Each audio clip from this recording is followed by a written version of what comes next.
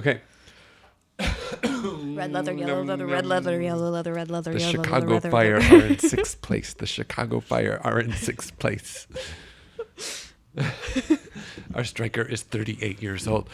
All right. Welcome to the Footy Museum and the Footy Museum podcast. I am Justin Whitty, and I am joined, as always, by my co-director, Maria Van Dyke and Lee. Maria, how are you feeling today?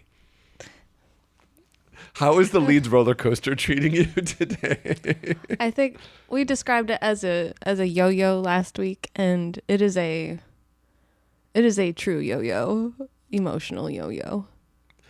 So we are recording on a Monday and it's April 10th. So anyone who doesn't know, what happened to Leeds this past weekend? Okay, so last Tuesday, we had a win against Forest.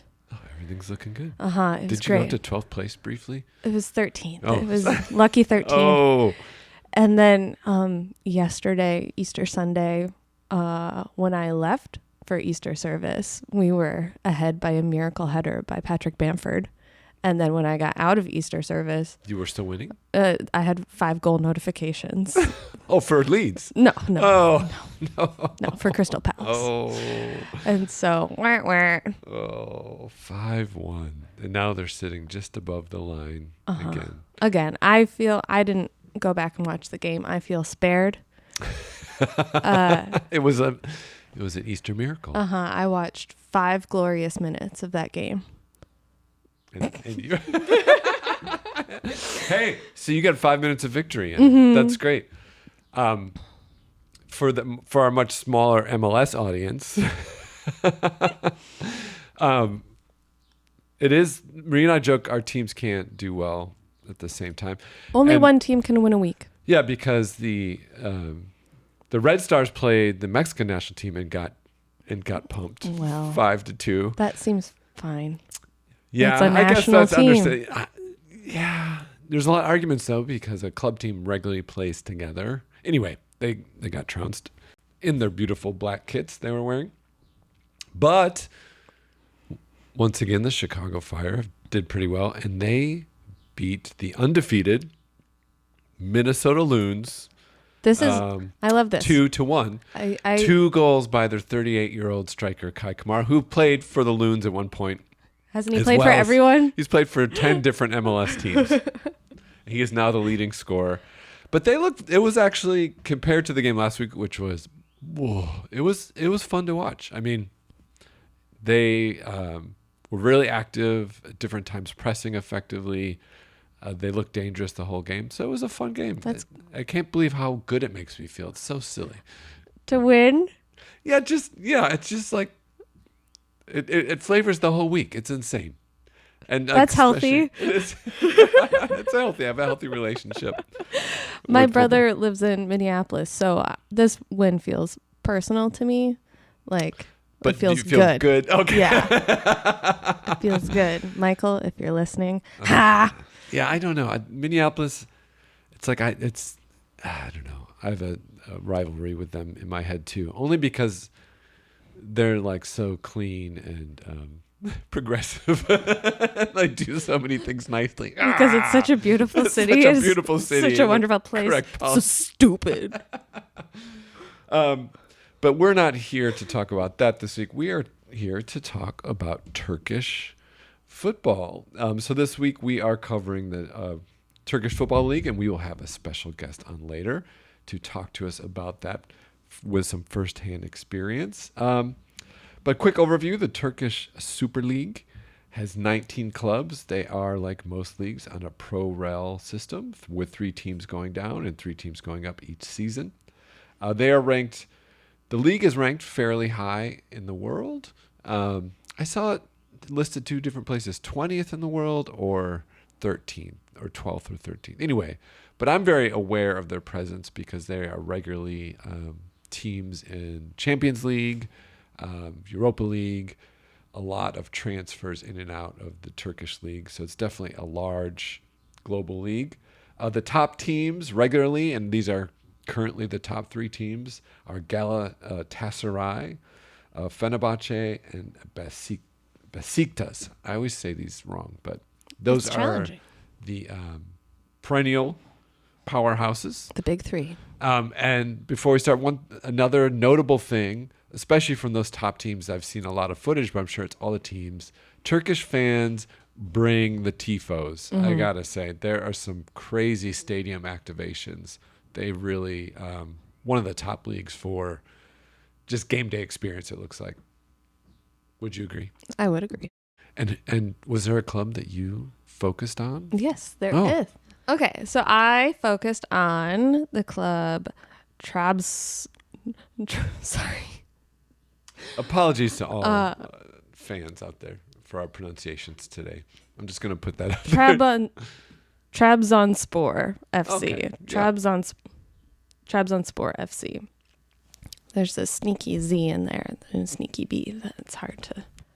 Speaking of tifos, this is the club that had the recent tifo honoring the victims of the earthquake and the rescue workers. Okay. So that one was going around. So you might know them from that. They play in the city of Trabzon in the north of Turkey along the Black Sea. And you'll see references to kind of the geography in their logo.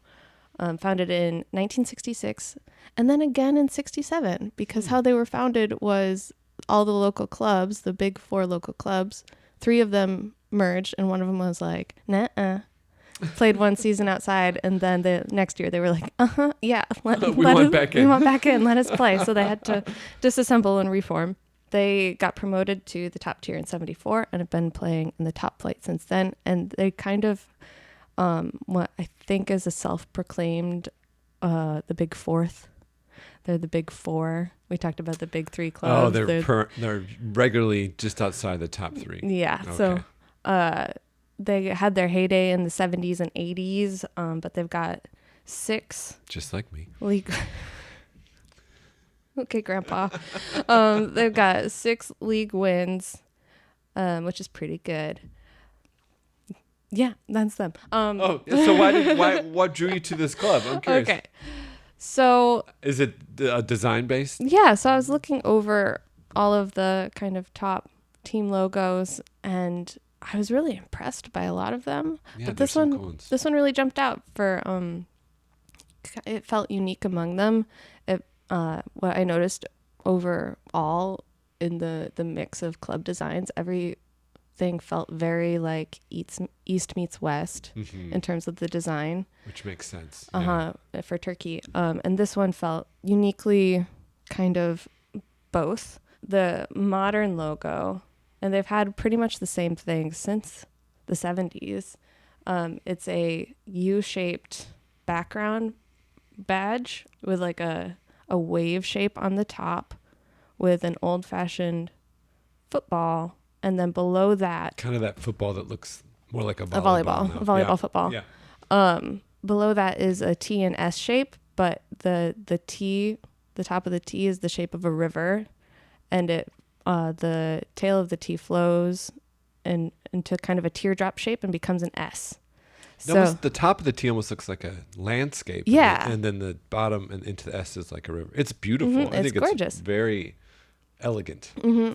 I think the landscape, the coastal feel is mountainous. And then like, because this badge is in burgundy and blue, it feels very water-like. Yeah. And the colors, originally this team... This is like what West Ham could do with their logo if they were a little more creative. Sorry. The colors, legend has it, they originally played in red and white, but then when they were formed, Aston Villa sent them some kits. Are you serious? Yeah, so thick Aston Villa colors here. And they've had this basic same design, which feels very current, very, very current. Mm-hmm. They've had it since the 80s. And prior to that, their original badge in 67 is like a gold outline medallion shape with kind of like the typical, very like Spanish and Italian T and S sans serif interlocking letters. But it almost looks like a Stuart Davis drawing. It's a little like, it has a playful vibe to it. Mm-hmm. It is still playful. My favorite, besides the modern logo, is their design from the 70s and 80s, which is the one from the 70s is blue background, burgundy letters, And it's very hand-drawn feel with the interlocking T and S. Yeah. Was a childhood star of Oakdale Christian Crusaders. I appreciate the burgundy and a crest. Isn't that the worst name of a that's school? a terrible name. It's a highlight into the past. We were the Seymour Sailors. That's a little more innocuous. And the Millbrook Mustangs. And I see that their colors kind of shift between the burgundy and blue, and then burgundy and black, like maroon and black. Yeah, they've got some other colors coming in. I just think that the Aston Villa colors are so strong. Yeah, absolutely. Yeah. It's a good combination. I think that's why you see it in a lot of different places. In MLS, that would be the Colorado Rapids. Colorado Rapids. Red leather, yellow leather, red leather, yellow leather. The Chicago Fire are in sixth place. The Chicago Fire are in sixth place. That's awesome. I was also very drawn to that badge, and I agree. It looks. When I saw it without looking into the history of it, I assumed it was a recent rebrand. No, because it's so fresh. Well, I really like that as well, and I like that it's the East meets West kind of feeling, because I think like one of the biggest rivalries in the world, and definitely in Turkish football, is against Galatasaray versus Fenerbahce. Is it? Yeah, and they are technically on two sides of a river, where one is technically Europe and one is technically Asia. So it's very interesting. It encapsulates a lot of Istanbul and Turkish culture. I went a little different direction. I chose the team Bursaspor, and it's based out of the city of Bursa. I think I'm saying that right. Their colors are green and white. Their shield is not that. I mean, it's kind of normal. It is a shield shape with a little kind of round divot at the top. It has green and white stripes at the bottom that has the founding year. And then across the middle, there is a diagonal that has multicolored stars that represent the different teams that merged to form that team in the 60s. And then the top left, there is the Turkish moon and star with the Turkish colors. But there's two other reasons I was drawn to this club, not really tied to the crest, because it's fine. It's like a normal crest. One, they were one of the only non-Istanbul teams to ever win the Super League in 2009, 2010. They were the second team ever. But there's two very interesting stories around this team. You know who the first was? It was a different one. Trabzonspor. Oh, was it? Yeah. Oh, see, I knew that. Yeah. And what want to say that again? Because that didn't sound anything like the team you covered. Okay. But there's an interesting fan base story that I really love. The main fan group is called Tejas, Texas, or Legend, Texas, spelled differently. But they had one of their big ultra leaders, Abdul Karim Bayraktar, was a big leader of their fan base, and he moved to Ankara to study. So he moved to a different city, and in Ankara he began to follow the local soccer team, Ankara Gukço. I'm gonna say the Ankara team, Ankara. Okay. And he started going games and started making connections between the two supporters groups. This was about 1990, but then in 93 he tragically died while he was in the military. Oh. He was his death was attributed to acts by terrorists, and the supporters groups really united around this tragedy, so much so that now during home games, Bursaspor supporters chant the name of Ankara's team in the 6th minute of each home game. Every game. Because 6 is Ankara's city code, and Ankara fans chant Bursaspor's name at the 16th minute of their home games because 16 is Bursa's city code. And when they play each other, the fan groups sit intermixed. Whoa. And I thought that was such an amazing and unique story. So they have a very strong relationship, even though they, at different times, depending if they're both in the top league, they directly compete. Wow. Yeah. That's so interesting, because usually you have to keep fans apart by Oh yeah, constables. Turkey is no stranger to kind Yeah. of very intense, sometimes violent fan action. So I thought that story was amazing. And perhaps equally, if not more amazing, is the stadium they opened in 2015. The Bursa You're comparing Metropolitan Stadium. the triumph of human brotherhood and sisterhood to Well, have the you seen the stadium? Okay. So the Bursa Metropolitan Stadium, which opened in 2015, is a very modern looking circular stadium. And, you know, as I mentioned, the team's colors are green and white. And whoever was designing the stadium must have noticed, like, hey, this circular stadium that we have covered in green on the outside resembles a coiled, I'm going to say crocodile. If it's alligator, I apologize. I can't, I switch those back and forth. And so they went all out. So it looks, imagine the circular stadium green, but then at one point there's a spin-off, which you'd think would be the entrance, but it is in the shape of a crocodile's head with its mouth open with two giant white eyes on top. And during game days, the mouth and the eyes light up. And the artist renderings of the eyes lighting up is like shooting laser lights into the sky. And the inside is equally as fantastic with like the decoration they've done with seat colors. It looks like a state-of-the-art stadium. But it is amazingly playful, surreal, unlike anything I've seen, because it's clearly a very expensive, contemporary top league stadium that they were allowed to just be like, oh, looks like this animal. Let's like really lean into it. Or maybe that was the basis of the idea. But anyone listening, I suggest to go check out the renderings or just photos, because it is amazing. I think it's amazing. For a time in history when stadiums are all very like deliberately modern and geometric and like we're going to make it look like it's from Star Trek, it is countercultural. It is. And I actually came across that first, and I thought it was, I saw it online somewhere and I thought it was a joke. I thought it was not, that it wasn't true, because who would do that? A person, only the best people in the world would do that. Only the best people with amazing imaginations who love laser shooting crocodiles. So anyway. Also, there are other coiled animals. It is a crocodile's mouth. Yeah.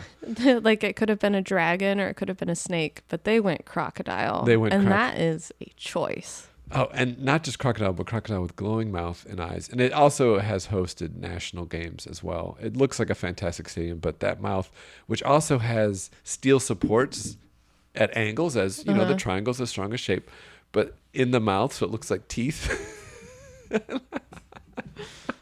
I love it. I want to go to a game there. And it is surreal, which is a perfect segue to our guest today, who is an art historian and professor at Columbia College Chicago, and most recently, or very recently, gave a lecture on the surrealist Salvador Dali at the Art Institute of Chicago.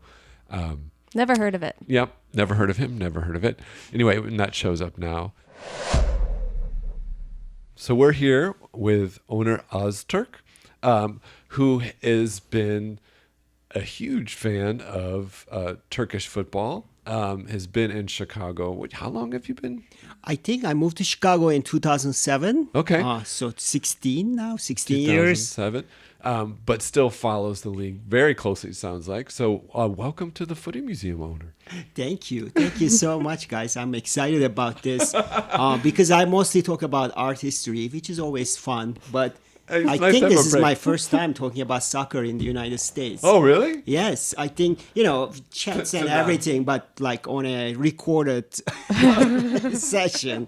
On the record. Yes, exactly. So before we start, could you give our listeners a little sense of your background? So like where you grew up, how you started following a team, what team it is that you follow, and what you do now. Yeah, sure. So I was born in Ankara, which is the capital city of Turkey.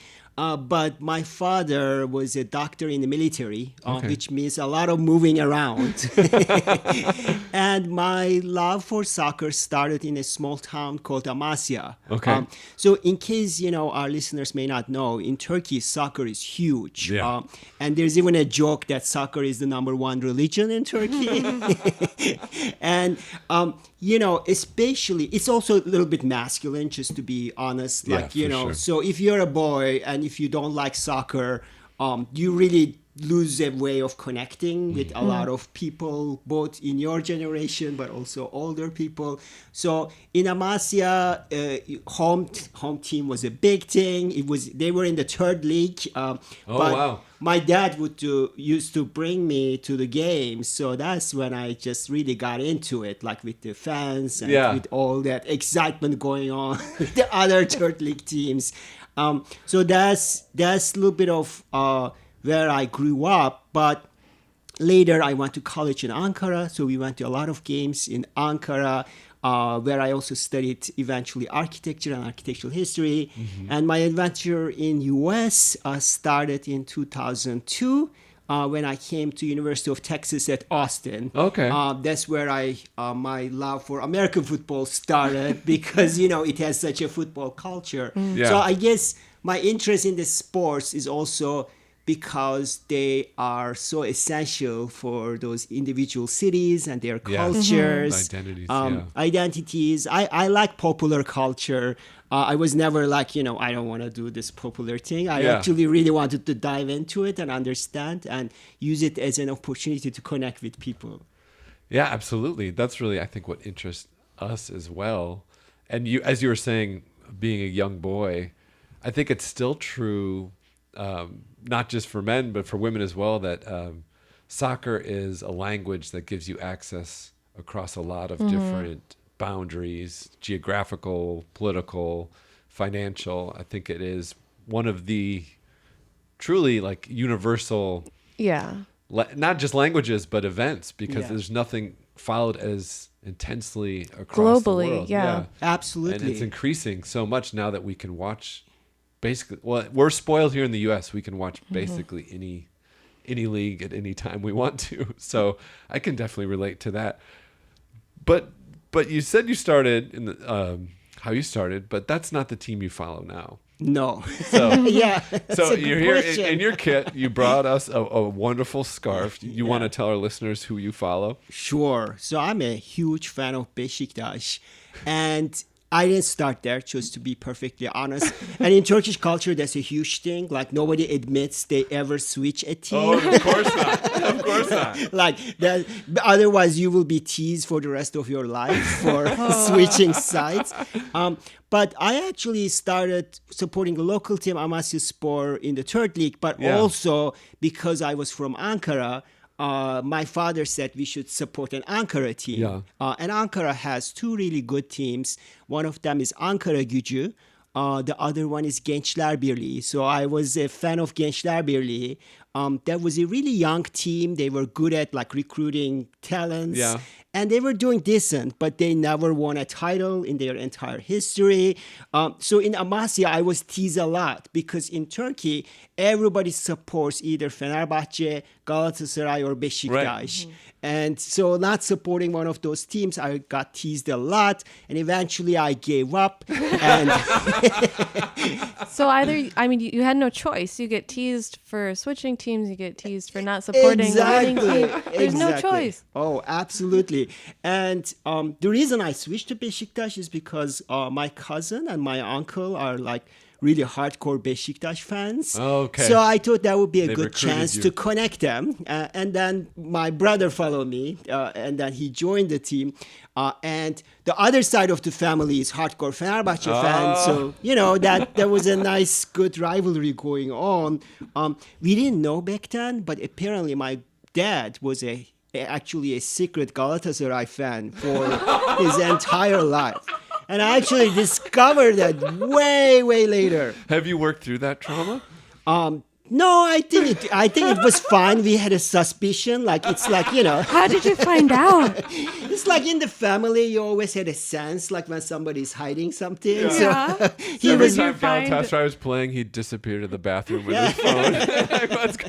Dad, you've been in there a while. What's going on? he was always a little bit more empathetic to Galatasaray, when they were suffering in the league, and looked a little cheerful.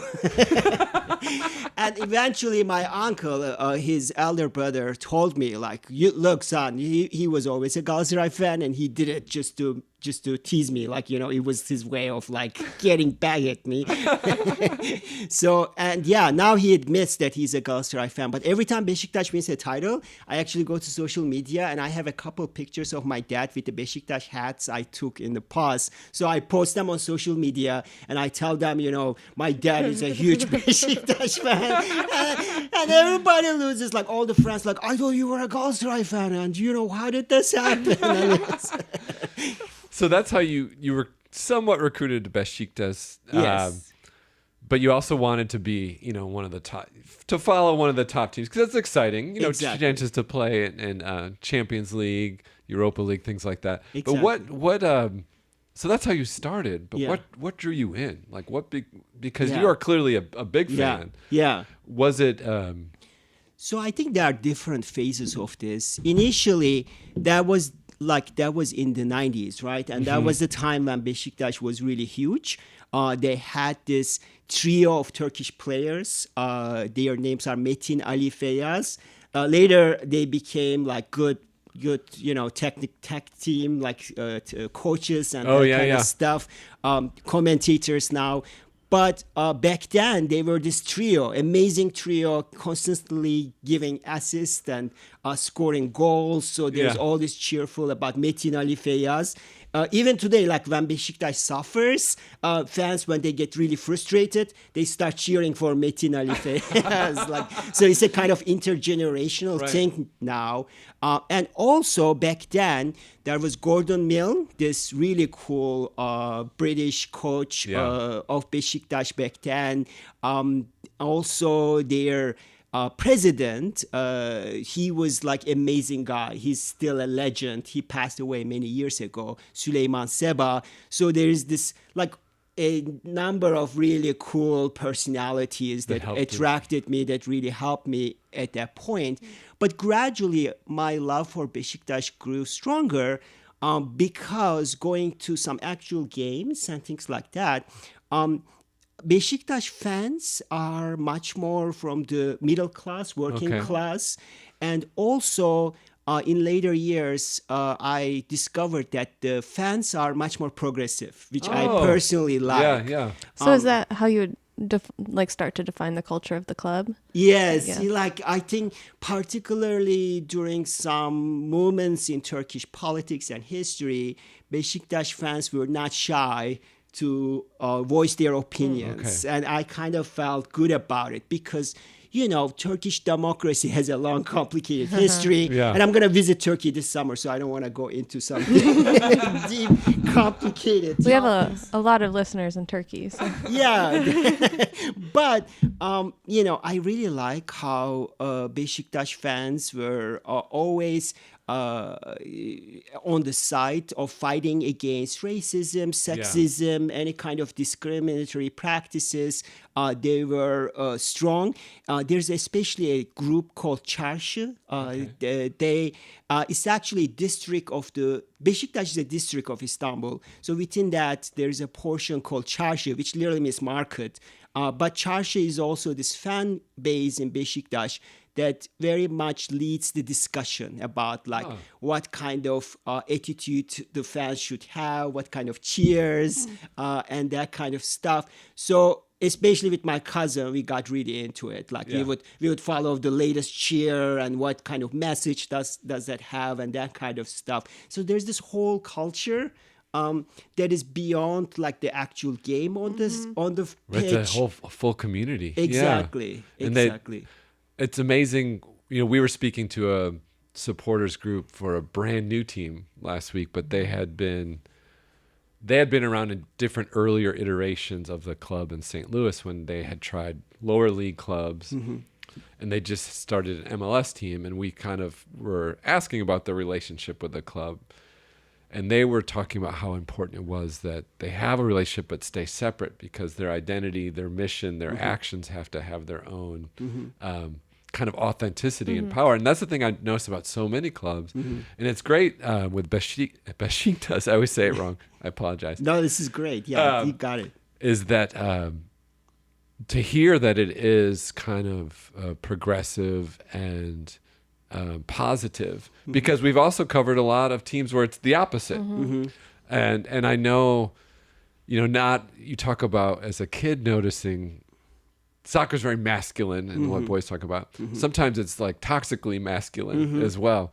And I'm wondering the culture overall in Turkish football, how would you describe that? Is your club kind of a standout, different culturally than the rest of the league, or is it a mix, but team by team having very distinct personalities? Yeah, I think what I have been noticing, and that was always there for Beşiktaş, but we are seeing more women fans in the stadiums in Turkey, but definitely more on the Beşiktaş side. So it depends on the team, but in general, I think there's a good trend there.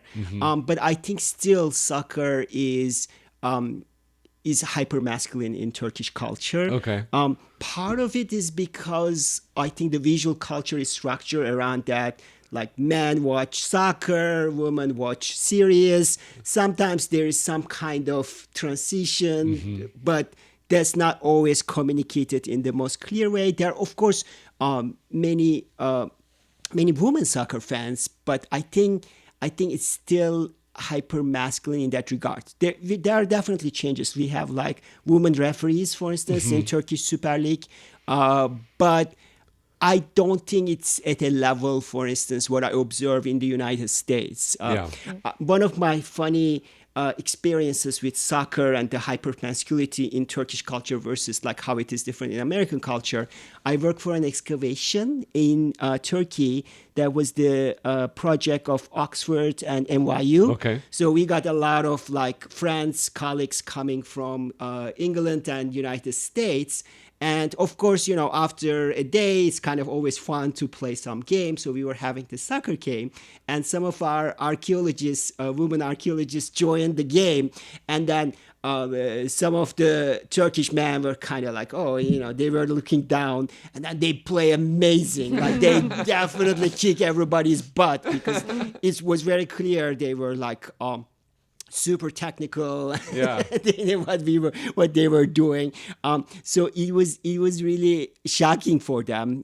But I actually really love the U.S.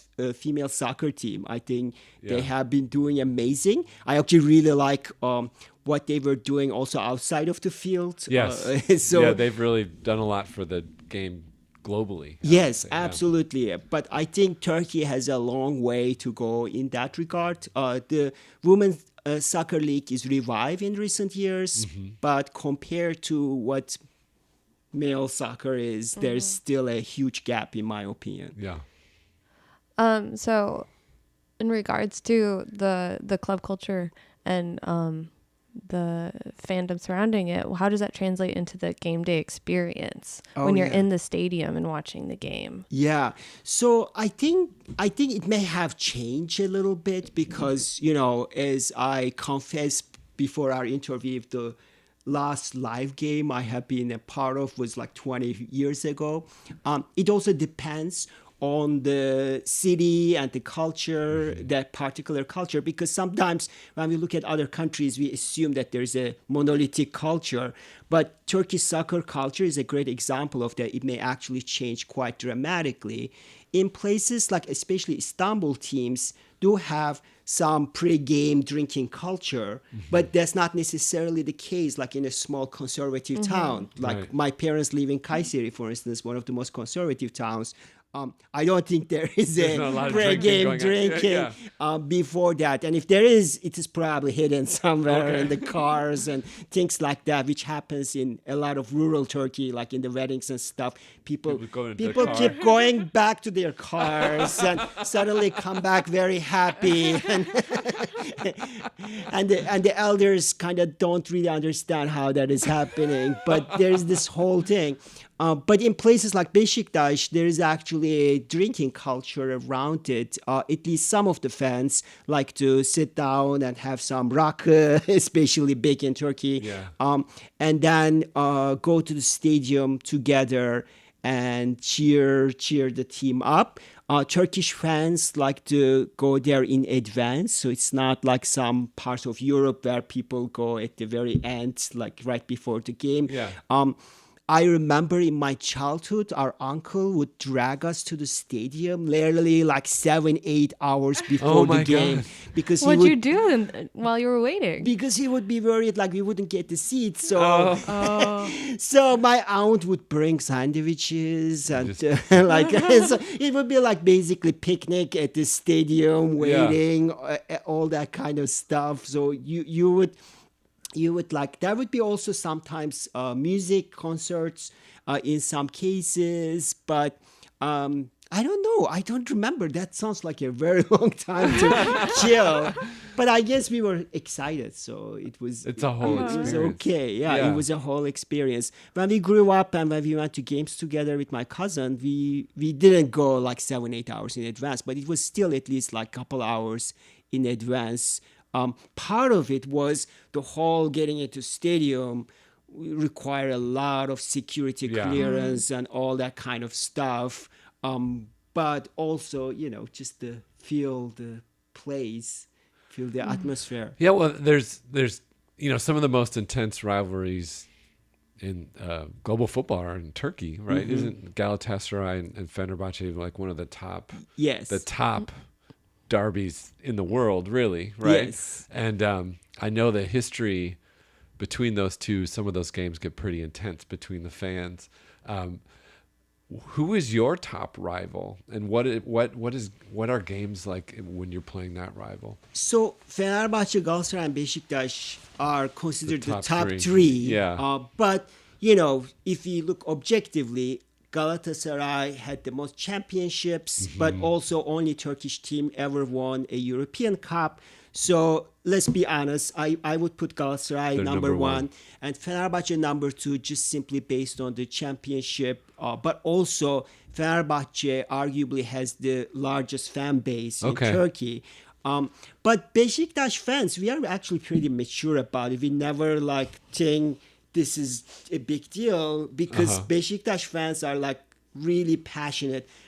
Comparable teams, in my opinion, would be Atletico Madrid in Spanish league, or also Liverpool in the British league, right? Premier League. So just below, but like real hardworking. Yeah, like tougher, like more relatable. Exactly, and the fans don't really care if the championship is not earned that year, right? But it's more about enjoying genuinely about the football and the culture and all of that. Like my Fenerbahce relatives, they get decimated when they lose a championship. They get so demoralized. And, we don't like to lose a game, but it's ultimately, it's actually what Beşiktaş is about, right? Yeah. Enjoying really that moment that also involves, of course, defeats in some cases. But in terms of rivalries, obviously, yes, Fenerbahce, Galatasaray fans are the most popular, and I will give you a Chicago example to demonstrate it. There is a lovely Turkish coffee house in North Chicago where you can go and watch games. Obviously, there are other ways to watch your games now. You can stream it, and it became pretty affordable. But going there and watching with all the other Turkish fans is kind of fun. So whenever there is a Fenerbahce Galatasaray fan, that place is huge, like packed, crazy. And I know the owner, he always talks about like how it was so crazy and tiring. And, and it gets little tense in sometimes and all of that. And every time I go there, I stop watching the game. I start watching people because I'm kind of am I that into this? Like, it's the drama playing out. Oh it's a my little gosh. interesting, but yeah, arguably that's the biggest game. However, I think Beşiktaş Fenerbahçe as well as Beşiktaş Galatasaray games are also considered derby games because again, all Istanbul teams Absolutely, yeah. and top teams. And there was actually a very exciting Fenerbahçe Beşiktaş game literally like 10 days ago, where Beşiktaş won an away game with 10 people. Wow. So that was They a had a red huge, card away. Oh, wow. huge thing. So I have been teasing my relatives for the last 10 days roughly about that. But in addition to that, there's also a Black Sea region team called Trabzonspor. They won the league last year.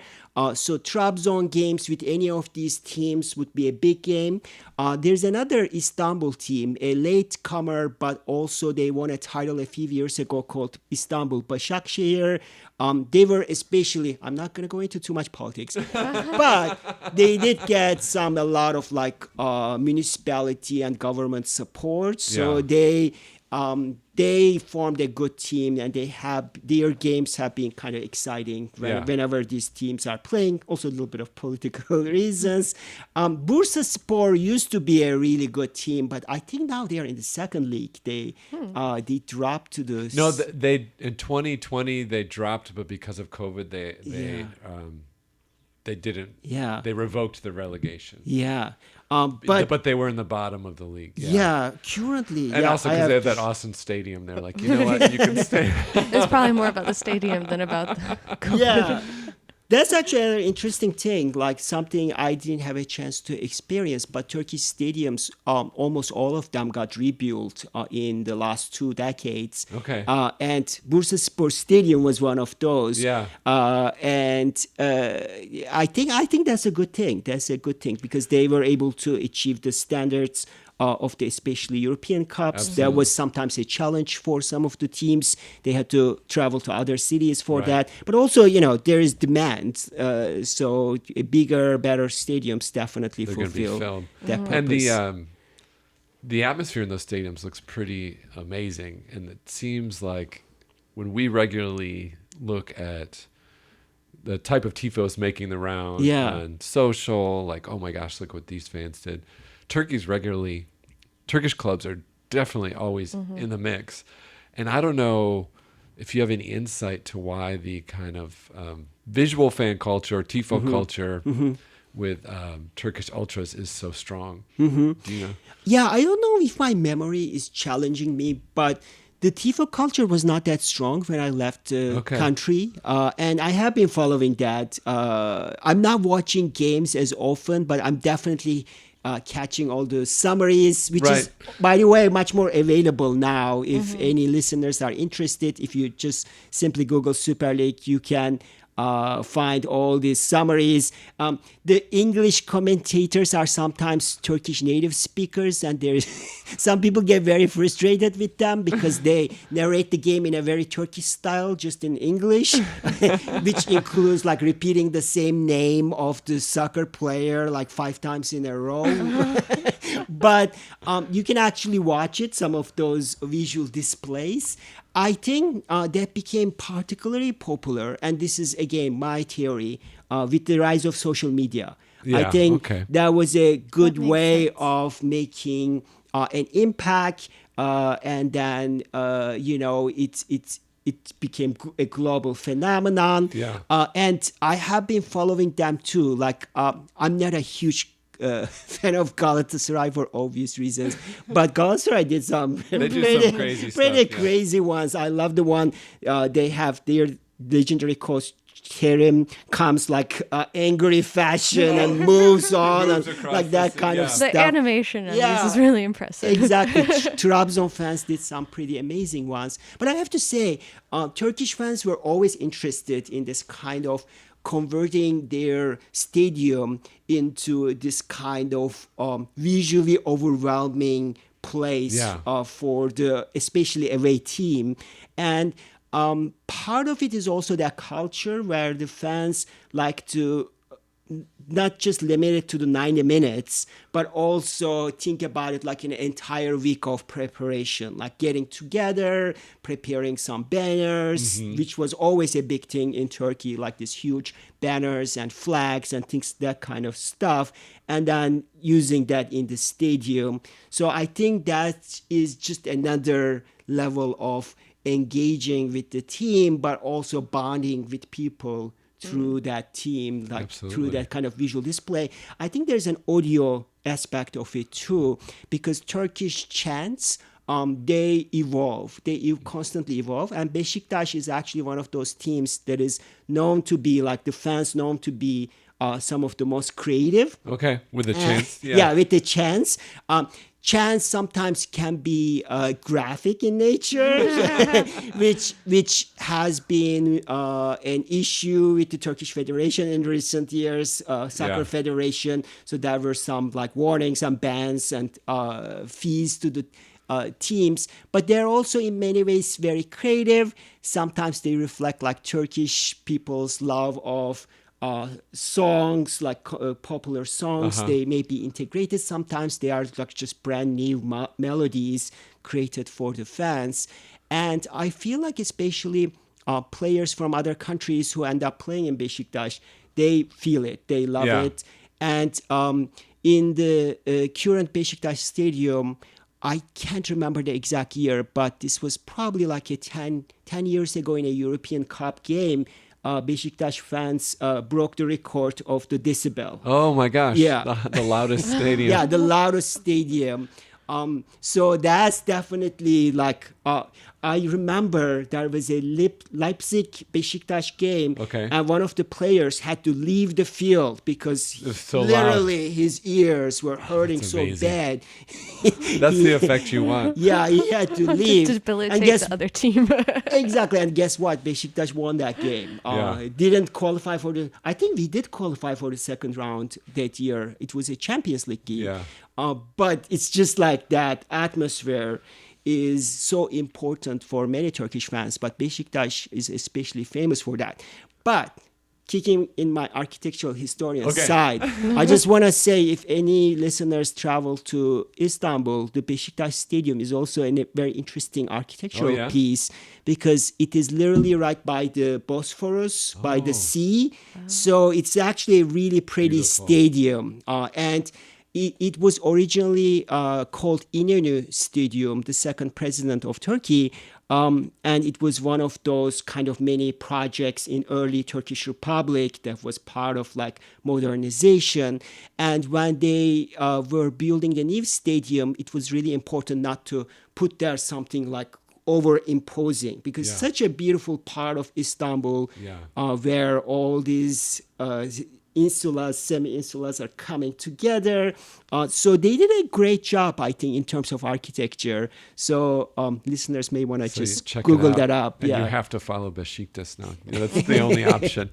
No, I definitely have heard from players who've moved, like a Canadian player who played in MLS for a long time, Kyle Larin, played in Turkey. Who did he play for? Beşiktaş. Yes. Sorry, yes. yeah. And he's done very well. Yeah. He's a great player. But I remember when he first went, he was, especially coming from MLS. Yeah. And when he came from MLS, it wasn't even as developed as it is now. Yeah. But the atmosphere and the volume and the intensity, I remember him commenting on quite a bit. Yeah. So he's one of your guys. Yeah. Exactly. And so you're a big Kyle Larin fan. The reason why Kyle Larin ended up in Beşiktaş is because of another player that I'm actually more fan of. And that's Atiba Hutchinson. Yeah. And he was the one who came to Beşiktaş pretty quietly. There was not that much like media frenzy, which is, by the way, another thing. Like in Turkey, soccer culture never stops.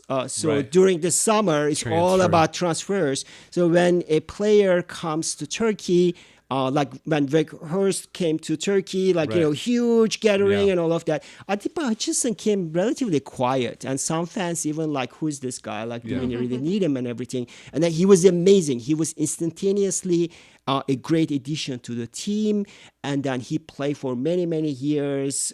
He's still, I think, technically in the quad, but then he was the person who actually played a role, I believe. Kyle Larin ended up in Beşiktaş. I have to say, though, like players like Larin, they do really well in Beşiktaş.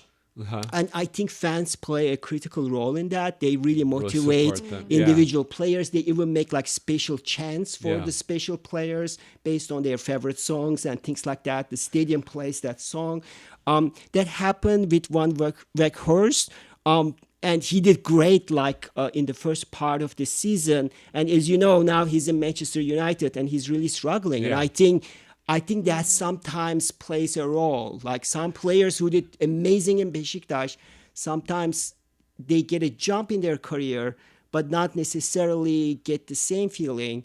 And this is obviously my biased, subjective opinion, but I think not having that kind of supportive environment is Totally sometimes critical. unbiased opinion. Well, I think in Science.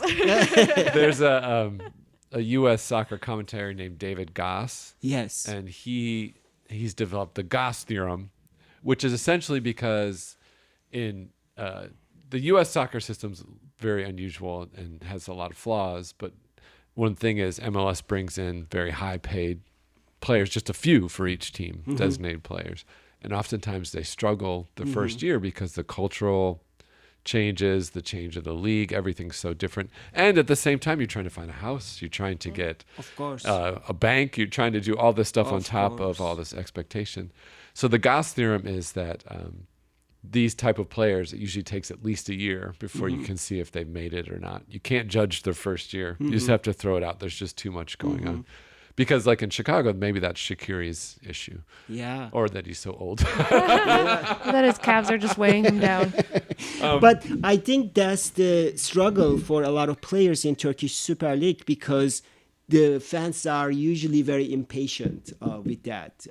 I think, Yeah. And even with the coaches, like if you look at the Turkish Super Lig, coaches come and go very easy. Like even the ones who just won a title after like 10 games that are not very impressive, suddenly he's out, right? So I think and that would be my criticism, obviously. Very impatient administrations and also very impatient fans in think some that's cases, except Beşiktaş, of course, we are It awesome. was the most loving, Always. welcoming, nurturing. Yeah, community. we wait for 15 weeks before Instead of 10. So you brought us a Beşiktaş scarf, so we're now officially fans. Yes. Is there a few key things we need that every fan needs to know about the club? Like most revered all-time player, perhaps, most historic moment. Just three. Can you think of three? Three How's it things fair? and a chant. 3 things and a chant. There we go. Yeah. So You have 10 seconds. definitely Süleyman Seba, Seba. He is the president. He was the president, Yeah, the you legendary mentioned- yeah. president, and he was such a cool guy. So that's definitely one of them. I would definitely put our stadium and the district of Okay, Beşiktaş in Istanbul as a part of that culture. I think the third one would be that trio I mentioned. Yes. Metin, Ali, Feyyaz. They were together. They were amazing. And that's the time when Beşiktaş won most of their teams. Dream But I would also add Sergen, who was one of our recent coaches, but also a very legendary player. Okay. He scored 2 goals against Chelsea in Champions League in an away game. He wow. absolutely shocked Chelsea at his highest. He was such a wonderful player to watch when he was playing. He was in some days he was very lazy, and he always admits that to himself. He was a complicated player, and he's still a complicated coach, I think. But he was always a pleasure to watch. So definitely Sergen is like every Beşiktaş fan knows about it. That's why most of us get like number 10 because Okay. that was Sergen. What was the last part of your Oh, the question? chant. The chant. You need to learn a Yeah. chant. Yeah, this is the one I'm trying to teach to my kids. I think that's simple, straightforward. That's good. So It's good we for us, start yeah. we start with the colors. So it's gonna be like black and white, and then champion Beşiktaş. Yeah. So simple. So siyah is the black. Okay, siyah. Siyah. Beyaz. Beyaz. Şampiyon Champion. Beşiktaş. Beşiktaş. And you would chant it in the stadium like siyah, beyaz, şampiyon, şampiyon, Beşiktaş. Yer siyah, gök beyaz, şampiyonsun Beşiktaş. Ole, ole. And it goes on like that. I love Yeah. it. I feel like I'm there. The last, we have to wrap up soon, but the last thing we should mention, a lot of people who follow the news, but also soccer, know the devastating effects of the earthquakes. Absolutely. Recently on infrastructure, but also players who sadly lost their lives. Absolutely. And I was wondering, both in the country and maybe the country reflected through the league, what is your sense on the recovery from that really huge tragedy? Absolutely, yeah. First of all, my heart goes to all the victims and the survivors of the earthquake. And if anybody is interested, there's a wonderful US-based nonprofit organization called Bridge to Turkey. Couple of close friends are taking key roles in that organization, and they have been helping the earthquake victims from day one. So if anybody is interested, please Google and find that out. I think it will take a while. It is a reality of our country. We have roughly 1/3 of the country in the first degree region, and this was definitely one of the most devastating earthquakes in the history of the region. And the recovery is getting there. I think it will take some time again, but the region still needs some attention, both locally and internationally. The teams, two teams are directly affected from this. So they are Gaziantep and Hatayspor. They are out for this year. The Turkish Soccer Federation decided that they are going to keep them in the league for next year. Yeah. So hopefully they can recover from all of this. They also created an opportunity for their existing players to play on loan from other teams. So other teams have been jumping in. So a number of those players are currently playing in other teams. Okay. So that's kind of good. But I think teams are going to be okay. The region will need some attention. There's definitely a need for some more long-term housing in the region.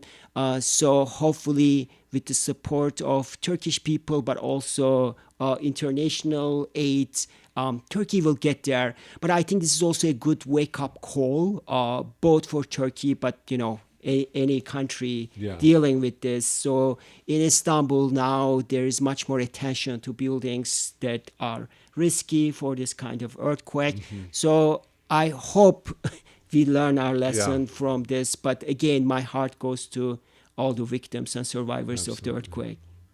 Well, as a newly christened Beşiktaş fan, I just want to thank you for coming on the pod. Thank you You so are much. very welcome. It was a pleasure, You are very and I look forward to going to the location.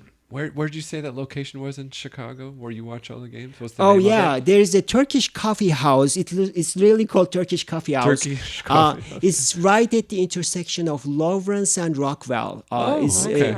It's North Chicago, and it's kind of you now they have a sign. Back in the day, they didn't have a sign, so you can actually go there. And I would recommend the little pides called lahmacun. That's pretty good. Oh, and okay. Tea is fresh tea always to go in any Turkish place. Sounds like a great place to catch a game. Yeah, absolutely. Did you want to add anything else? Ria's not usually an early. I'm morning not person. an early morning person. I know very it's early morning. close to 10 o'clock. So, it's just wonderful having you in the studio with us. Thank you. Thank you for bringing your energy and telling your stories. I love hearing your stories from when you were young, and I think it really just brings, every time we hear somebody's stories about going to their favorite club or the club they support, it brings like new life to fan culture for me, and like our understanding of how soccer impacts people's lives on a really base level. So thank you. Yeah, no problem. I absolutely understand. Now I have 2 young ones, so I cannot afford not to be a morning person. But so I miss that, so I'm a little bit jealous of that. It's also because of them I can't always watch the games live. So true. I am now back to like 70s, listening from the Turkish radio. Oh, that's kind of great too. That's great too. In a way, that has its own thing too. I actually enjoy it because particularly some experienced narrators, they do a really great job. And then sometimes like you watch the summary and then you're like, this is not as nice as I experienced it as an audio experience. So thank you so much for inviting me. This was such a pleasure. That wraps it up for this week. If you want to find out more of what we're doing, you can go to thefootymuseum.com and make sure to follow us at The Footy Museum. We have other podcasts with other interesting guests as well. And you can also keep up with all of our other projects. So until next time, thanks for listening. Thank you.